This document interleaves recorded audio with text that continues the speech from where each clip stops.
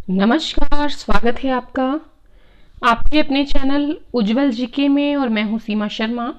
आज हम 80 महत्वपूर्ण प्रश्न देखने वाले हैं वन लाइनर एंशिएंट हिस्ट्री के, और ये कक्षा हमारी 9वीं रहेगी। इससे पहले 8 कक्षाओं में हम एंशिएंट हिस्ट्री को पढ़ चुके हैं। आज अंतिम क्लास है उज्जवल जीके चैनल पर इसकी। उसके बाद मध्यकाल और फिर आधुनिक काल के विषय में हम बात करेंगे। अगर आप रीड से संबंधित कोई भी वीडियो देखना चाहते हैं तो आप उज्जवल जीके की प्लेलिस्ट में जाकर देख सकते हैं। आरपीएससी की अगर आप तैयारी कर रहे हैं तो आरपीएससी की तैयारी करने के लिए उज्जवल जीके की प्लेलिस्ट में जाकर आप वीडियो देख सकते हैं। यहाँ पर लगातार जो है कोशिश की जा रही है आपको बढ़िया तरीके से पढ़ाने की। चलिए जल्दी से पढ़ना शुरू करते हैं। पहला प्रश्न है हमारा, दिल्ली चौहानों की राजधानी किसके समय में बना? तो दिल्ली जो है चौहानों की राजधानी बना था पृथ्वीराज तृतीय के समय में। किसके समय में? पृथ्वीराज तृतीय के समय में। तराइन के पहले युद्ध में जो कि 1191 में हुआ था, पृथ्वीराज चौहान तृतीय ने किसे पराजित किया था? मोहम्मद गोरी को पराजित किया था। ठीक है, पहले युद्ध में मोहम्मद गोरी जो है वो हार गया था, और जो दूसरा युद्ध हुआ था 1192 वाला, उसमें पृथ्वीराज चौहान की पराजय हुई थी। तराइन के द्वितीय युद्ध 1192 में मोहम्मद गोरी ने किसे पराजित किया? पृथ्वीराज चौहान को। पृथ्वीराज चौहान के दरबारी विद्वान जय नायक, जिसको कि आप जयानक भी बोलते हैं, ठीक है, जयानक या जय नायक ने किसकी रचना की है? पृथ्वीराज विजय की रचना की है। पृथ्वीराज रासो की रचना किसने की है? ये पृथ्वीराज रासो की जो रचना की है चंद्रबरदाई ने की है, जो कि पृथ्वीराज के दरबारी कवि थे और उनके प्रिय मित्र थे। गढ़वाल वंश की जो राजधानी थी वो वाराणसी थी। कर्त्य कल्पतरु नामक ग्रंथ के रचनाकार कौन हैं? लक्ष्मीधर हैं। देखिए, ये गढ़वाल वंश के राजा गोविंद चंद्र के विदेश मंत्री हुआ करते थे। चंदावर का युद्ध कब हुआ था? 1194 में। चंदावर का युद्ध किनके मध्य हुआ था? मोहम्मद गोरी और जयचंद के मध्य, जिसके अंतर्गत जयचंद की हार हुई थी और मोहम्मद गोरी की जीत हुई थी। संस्कृत के प्रकांड विद्वान श्री हर्ष किसके दरबारी थे? जयचंद के दरबारी थे श्री हर्ष। नैषद चरित्र और खंडन खंड खाद्य की रचनाकार कौन है? श्री हर्ष।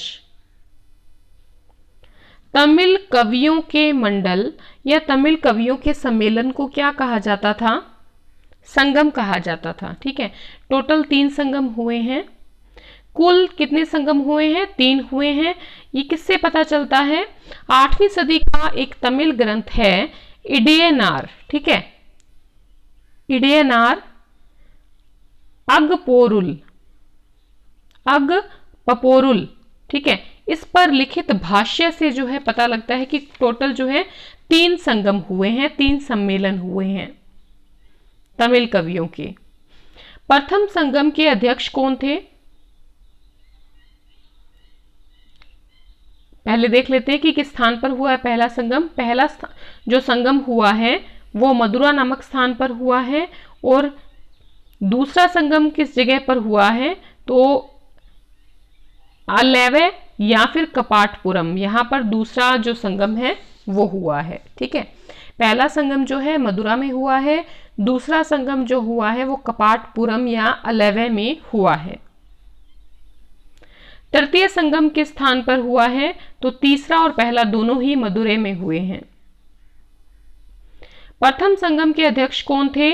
ऋषि अगातियार। दूसरे संगम के अध्यक्ष कौन थे? तोलकापियार।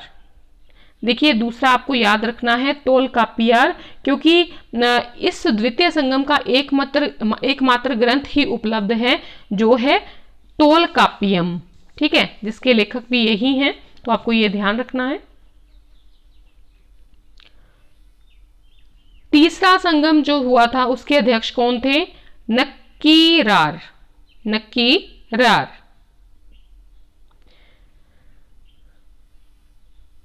संगम साहित्य अंतिम रूप से कब रचे गए? तो अंतिम रूप से ये दूसरी शताब्दी से लेकर छठी शताब्दी तक रचे गए संगम साहित्य।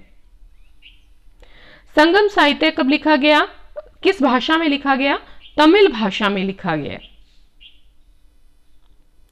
कृष्णा और तुंगभद्रा नदियों के दक्षिण के भूभाग को प्राचीन काल में क्या कहा जाता था? त्रामिर देश या तमिलकम प्रदेश जो है कहा जाता था।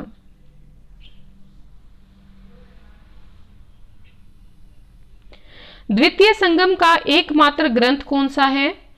तोलकाप्पियम है। देखिए, पहले संगम का कोई भी ग्रंथ उपलब्ध नहीं है, जबकि दूसरे संगम का एकमात्र है तोलकाप्पियम, और बाकी जितने भी हैं वो तीसरे संगम से संबंधित हैं। चोलों की राजधानी उरैयूर।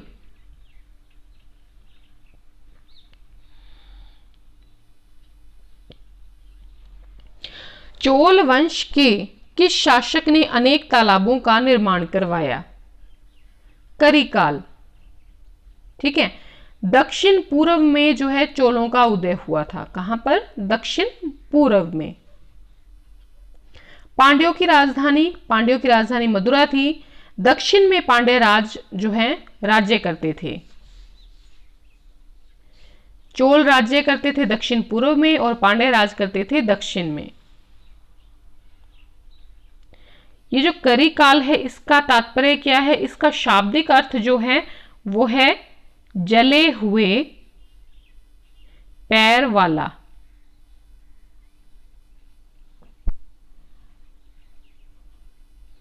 सागर पूजा की परंपरा किसने शुरू की? तो पांड्य राजा हुए हैं नेडियोन, इन्होंने सागर पूजा की परंपरा शुरू की है। नेडियोन का अर्थ होता है लंबे कद वाला। चेर वंश की राजधानियां कौन सी थी? दो राजधानियां थी चेर वंश की। ठीक है, एक थी वांजी और एक थी टोंडी। दक्षिण पश्चिम जो है यहां पर चेरों का उदय हुआ था। चेरों का राज चिन्ह क्या था? धनुष। संगम ग्रंथ मणिमेखल्य जो काफी प्रसिद्ध है में किस नगर का बहुत ही सुंदर वर्णन किया गया है? मणिमेखल्य में मदुरा नगर का बहुत ही सुंदर वर्णन किया गया है। तीनों संगमों का आयोजन किसने किया था? पांड्य राज्य ने किया था। दक्षिण भारत में गन्ने की खेती किसने प्रारंभ करवाई या आरंभ करवाई? तकदूर के शासक आदि गैमन ने। बादामी के चालुक्य वंश का सबसे महान शासक कौन था? पुलकेशिन द्वितीय बादामी के चालुक्यों का सबसे महान शासक था। हर्षवर्धन को हराकर पुलकेशिन द्वितीय ने कौन सी उपाधि धारण की? परमेश्वर की उपाधि धारण की। ऐहोल अभिलेख के रचयिता कौन है? रवि कीर्ति। पुलकेशिन द्वितीय की हर्षवर्धन पर विजय की जानकारी किस अभिलेख से प्राप्त होती है? तो ऐहोल अभिलेख ये जानकारी देता है।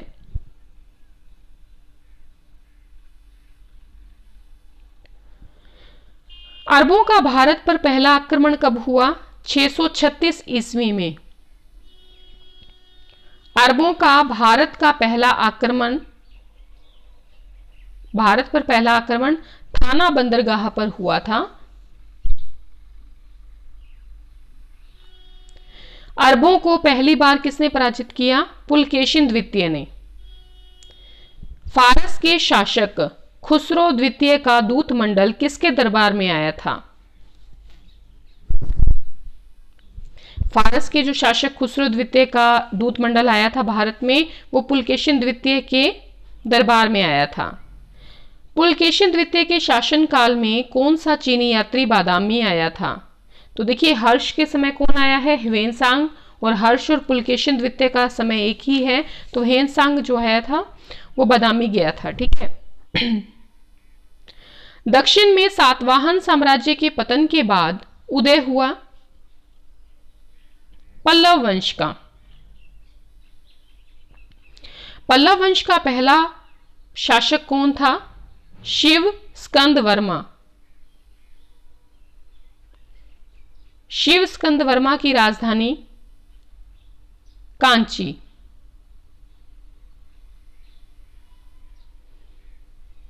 पल्लव वंश का वह शासक जो समुद्रगुप्त का समकालीन था? विष्णुगोप। विष्णुगोप को समुद्रगुप्त ने पराजित किया, यह जानकारी कहां से पता चलती है? प्रयाग प्रशस्ति से। पल्लव वंश की महानता की शुरुआत कब से हुई?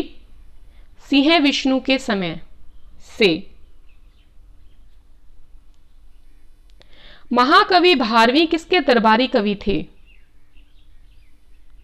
सिंह विष्णु के। अवनी सिंह की उपाधि किसने धारण की? सिंह विष्णु ने। मत्त विलास प्रहसन ग्रंथ के लेखक कौन हैं? महेंद्र वर्मन प्रथम। ये पल्लव वंश के महत्वपूर्ण शासक थे और पुलकेशिन द्वितीय से ये पराजित भी हुए थे। हास्य ग्रंथ है ये मत्त विलास प्रहसन। किस पल्लव नरेश के शासन काल में ह्वेनसांग कांची गया था? नरसिंह वर्मन प्रथम, जिसे मामल्ल शासक भी कहा जाता है।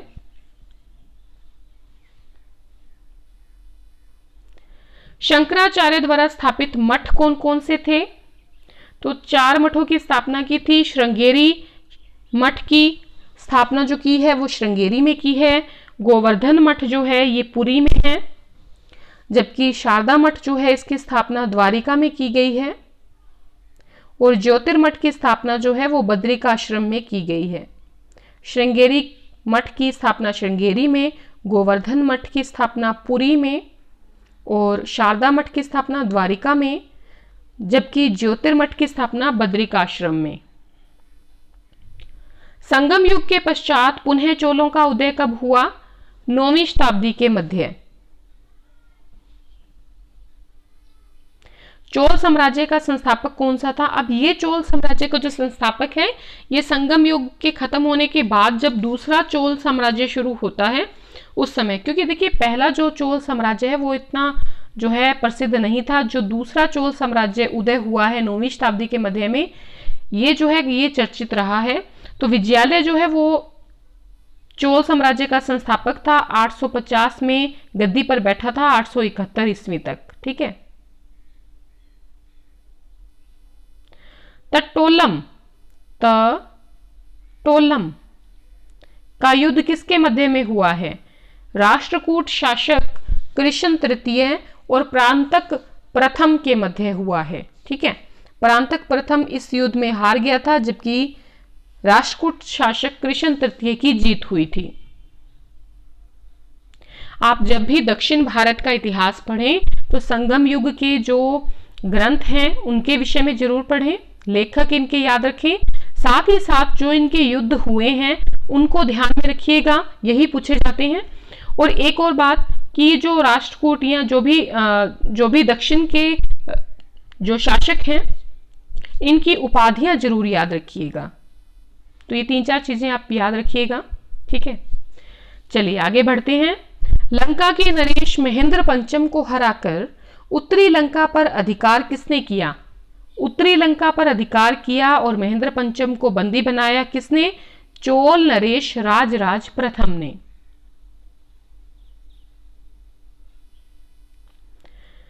मालदीव एवं कलिंग विजय किस चोल नरेश ने की? राजराज प्रथम ने। काफी महत्वपूर्ण शासक हैं। चालुक्य शासक शताश्रय को पराजित कर वेंगी पर अपना प्रभुत्व किसने स्थापित किया? राजराज प्रथम ने। चोल वंश का सबसे महान शासक कौन था? राजेंद्र प्रथम।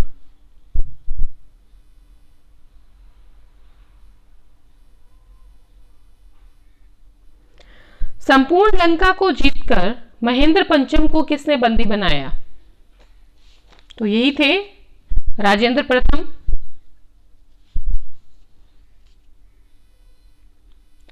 दक्षिण पूर्व एशिया स्थित कटाह राज्य यानी कि श्री विजय साम्राज्य, ठीक है, श्री विजय साम्राज्य पर आक्रमण कर संग्राम विजय तुंग वर्मन को किसने पराजित किया? राजेंद्र प्रथम ने दक्षिण पूर्व एशिया में स्थित कटाह राज्य यानी कि श्री विजय जो है उस पर आक्रमण किया और संग्राम विजय तुंग वर्मन को बंदी बना लिया, पराजित कर दिया राजेंद्र प्रथम ने। दक्षिण पूर्व एशिया विजय के उपलक्ष्य में राजेंद्र प्रथम ने कौन सी उपाधि धारण की? कडार कोंड की उपाधि धारण की। बंगाल अभियान कर महिपाल को किसने पराजित किया? तो पाल नरेश महिपाल को पराजित किया और बंगाल अभियान किया राजेंद्र प्रथम ने। चोलों की झील कहा जाने लगा? तो बंगाल की खाड़ी, जब इन्होंने बंगाल को जीत लिया तो चोलों की झील कहा जाने लगा बंगाल की खाड़ी को। बंगाल विजय के उपलक्ष्य में राजेंद्र प्रथम ने उपाधि धारण की गंगईकोंड चोल की, ठीक है, और एक नगर बसाया गंगईकोंड चोलपुरम, जिसे अपनी राजधानी बनाया। चालुक्य शासक सोमेश्वर प्रथम को हराकर कल्याणी में राज्याभिषेक किसने करवाया? राजाधिराज प्रथम ने। किस चोल शासक ने, देखिए अगर आप चोल वंश पढ़ना चाहते हैं तो मैंने वीडियो अपलोड की हुई है, आप जाके इतिहास जो उज्जवल जी के है वहां पर प्लेलिस्ट में भारतीय इतिहास में पढ़ सकते हैं चोल शासकों को, इसके बारे में डिटेल में बताया हुआ है मैंने। किस चोल शासक ने अश्वमेघ यज्ञ करवाया? तो राजाधिराज प्रथम ने अश्वमेघ यज्ञ करवाया।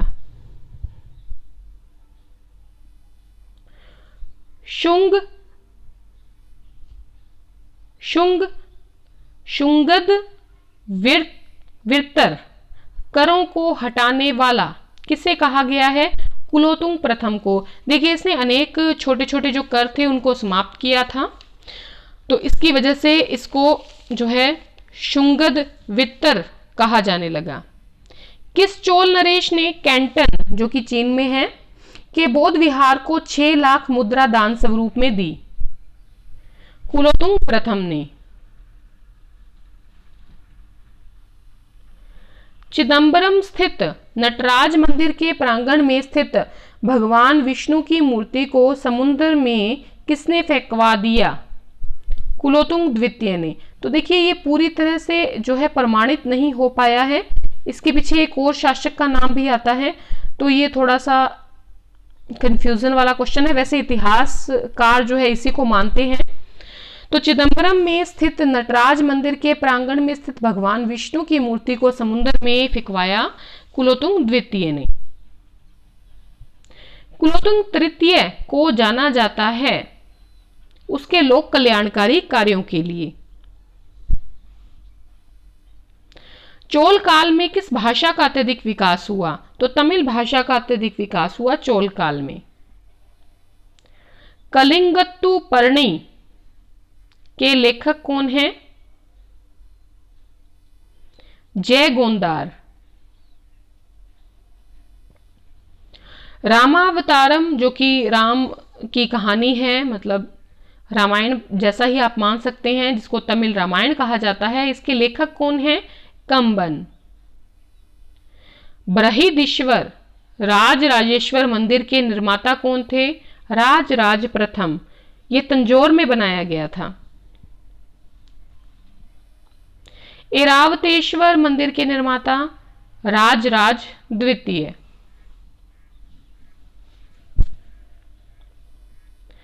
बृहदीश्वर मंदिर के निर्माता कौन थे? राजेंद्र प्रथम। ठीक है, गंगईकोंड चोलपुरम में इसकी स्थापना की गई थी। प्राचीन ग्रंथों में रेशम के लिए किस शब्द का प्रयोग किया गया है? कोश्य शब्द का प्रयोग किया गया है। दशमलव प्रणाली का विकास कब हुआ? गुप्त काल में कायस्थ का लेखक वर्ग के रूप में उल्लेख हम कहां पर पढ़ते हैं? गुप्त काल में। ह्वेनसांग के ग्रंथ का नाम क्या था? सी यू की। तो इस प्रकार से आज हमने 81 क्वेश्चंस देखे हैं। अगर आपको वीडियो जरा सी भी पसंद आई है, प्लीज अपने मित्रों में इसे शेयर जरूर करें, लाइक करें, कमेंट करके बताएं वीडियो कैसी लगी। बहुत बहुत धन्यवाद अंत तक बने रहने के लिए।